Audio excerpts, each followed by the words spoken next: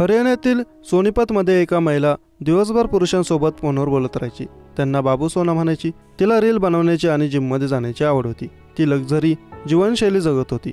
सोनीपत पोलिसांनी या महिलेचा पाठलाग केला तेव्हा जे सत्य समोर आलं ते जाणून पोलिस चक्रावून गेले आहेत.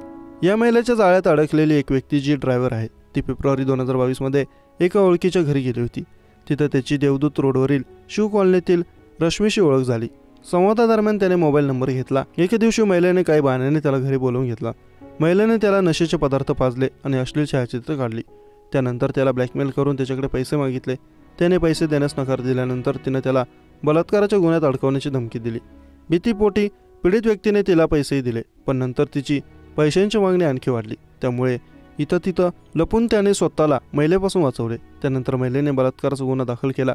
प्रकरण शांत करण्याच्या नावाखाली महिलेने कुटुंबाकडून 30 लाख रुपये उकळले. नंतर महिलेने न्यायालयात आपली साक्ष बदलली. या प्रकरणात पीडित व्यक्ती 3 महिने तुरुंगात राहिली. तो बाहेर आल्यावर रश्मीने पुन्हा त्याच्याकडे पैसे मागितले. त्याचा फोटो व्हायरल करण्याची धमकी दिली. आता रश्मी त्याच्यावर 1 कोटी रुपये द्या किंवा शेती नावावर करा असा दबाव आणत होती.